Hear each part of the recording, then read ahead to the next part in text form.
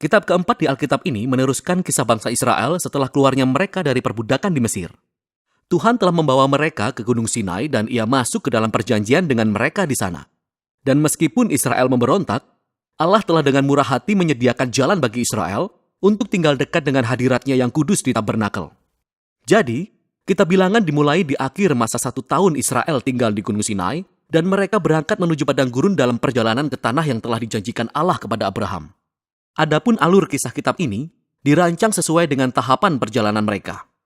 Bagian pertama dimulai di Gunung Sinai, namun kemudian mereka berjalan menuju padang gurun Paran.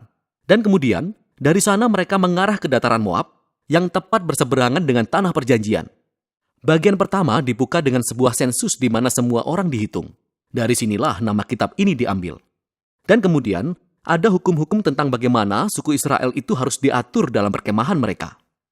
Jadi tabernakel harus berada di tengah, dan kemudian dikelilingi oleh para imam dan suku Lewi. Dan kemudian di sekeliling mereka, kedua belas suku diatur dengan rapi, dengan suku Yehuda sebagai kepala. Ini semua simbol terperinci tentang bagaimana kehadiran Allah yang kudus berada di pusat keberadaan mereka sebagai umatnya. Semua ini diikuti dengan serangkaian hukum yang mengembangkan hukum-hukum kesucian kitab imamat. Supaya hadirat Allah bisa hadir di tengah-tengah mereka, maka setiap upaya harus dilakukan agar kemah menjadi tahir, tempat untuk menyambut kekudusan Allah. Dalam pasal 10, awan kemuliaan Allah naik dari atas tabernakel dan menuntun orang Israel berangkat dari Sinai menuju padang gurun. Dan seketika keadaan menjadi sangat buruk. Di pasal 11, bangsa ini mulai bersungut-sungut karena lapar dan haus, dan bagaimana mereka ingin kembali ke Mesir. Dan kemudian di pasal 12, kakak-kakak Musa sendiri mulai menentang dan menjelek-jelekan dia di hadapan semua orang. Perjalanan ini tidak berawal dengan baik. Bagian selanjutnya dimulai ketika orang Israel tiba di padang gurun Paran, sekitar setengah perjalanan menuju ke tanah perjanjian. Dan Tuhan menyuruh Musa mengutus 12 pengintai, seorang dari masing-masing suku, sehingga mereka dapat mengintai tanah perjanjian. Ketika para pengintai kembali, 10 dari mereka berkata bahwa tidak ada kesempatan bagi orang Israel untuk bertahan di sana, karena orang-orang Kanaan akan menghancurkan mereka. Namun ada 2 pengintai lainnya, Kaleb dan Yosua, yang mengatakan bahwa Allah dapat menyelamatkan mereka. Akan tetapi 10 pengintai itu membangkitkan kemarahan yang menakutkan dari orang-orang, dan mereka mulai merencanakan pemberontakan. Mereka berencana untuk menunjuk pemimpin baru dan kembali ke Mesir. Maka sewajarnya Tuhan marah, sehingga Musa pun memohon bagi bangsa ini.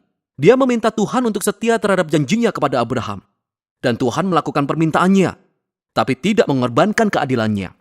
Ia memberikan apa yang diminta umat ini untuk tidak masuk ke tanah perjanjian. Dan Tuhan menghukum generasi ini dengan membuat mereka mengembara di padang gurun selama 40 tahun sampai mereka mati. Hanya anak-anak mereka yang akan masuk ke tanah perjanjian. Sekarang kita mungkin akan berpikir konsekuensi yang berat ini akan membuka mata mereka. Tapi ternyata keadaan menjadi lebih buruk lagi. Jadi dalam cerita selanjutnya, terdapat kelompok suku Lewi yang memulai pemberontakan. Dan mereka menantang kepemimpinan Musa dan Harun dengan berkata bahwa mereka sudah keterlaluan. Jadi Tuhan menangani orang-orang Lewi ini dengan sangat keras. Dan Ia pun memperbarui komitmennya kepada Musa dan Harun sebagai pemimpin Israel. Seiring mereka meninggalkan daerah Paran dan memulai perjalanan, mereka lagi-lagi membuat masalah. Orang-orang Israel mulai bersungut-sungut lagi tentang rasa haus mereka dan bertanya mengapa Musa malah membawa mereka keluar dari Mesir. Jadi Tuhan meminta Musa berbicara pada bukit batu untuk mengeluarkan air bagi semua orang. Namun Musa tidak benar-benar melakukan hal ini. Dia melampaui batasannya. Dia memukul bukit batu itu 2 kali dan berkata, "Hai orang-orang durhaka, apakah kami harus mengeluarkan air bagimu dari bukit batu ini?" Demikianlah Musa tidak menghormati Allah dengan menempatkan dirinya pada posisi Allah yang bisa mengeluarkan air. Oleh sebab itu Musa membuat dirinya sendiri bernasib sama dengan generasi yang di padang gurun. Ia juga akan mati di padang gurun dan tidak akan pernah masuk ke tanah perjanjian. Setelah ini, orang Israel memberontak lagi dan Allah memberikan hukuman yang sangat aneh pada mereka. Ular-ular berbisa datang dan memagut mereka. Dan Musa pun harus memohon lagi bagi orang Israel, dan Tuhan memerintahkan Musa untuk melakukan ini.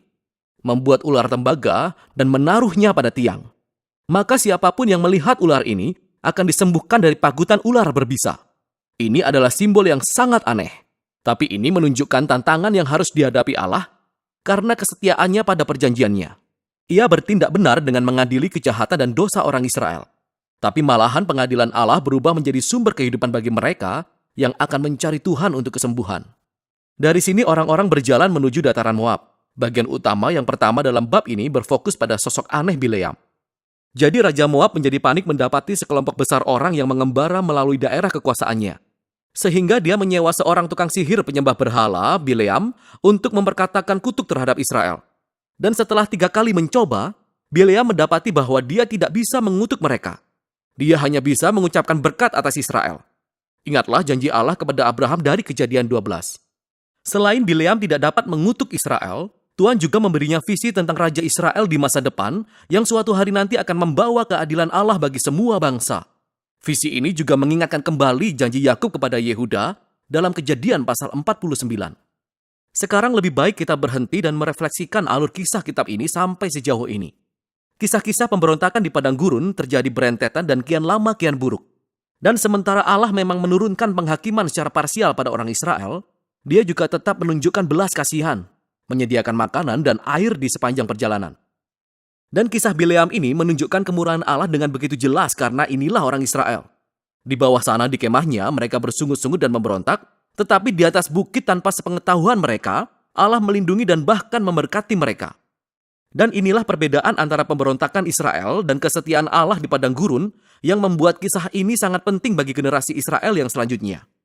Kisah selama di padang gurun diceritakan kembali dari masa ke masa oleh para nabi Alkitab selanjutnya dan oleh para penyair, bahkan oleh para rasul dalam perjanjian baru.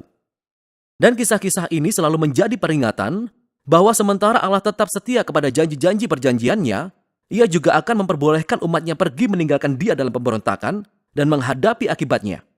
Setelah ini, sisa dari kitab ini berfokus kepada anak-anak dari generasi padang gurun dan mereka mulai bersiap-siap mewarisi tanah perjanjian. Mereka mengadakan sensus lagi bagi generasi yang baru. Kemudian mereka pergi dan memenangkan sejumlah pertempuran dengan kelompok orang-orang di sekitar mereka. Dan kemudian beberapa suku bahkan mulai menetap di tanah perjanjian. Dengan demikian, kitab ini berakhir dengan generasi baru yang bersiap-siap memasuki tanah perjanjian. Dan Musa hendak menyampaikan kata-kata hikmat dan peringatan yang terakhir. Namun untuk sekarang, inilah isi kitab Bilangan.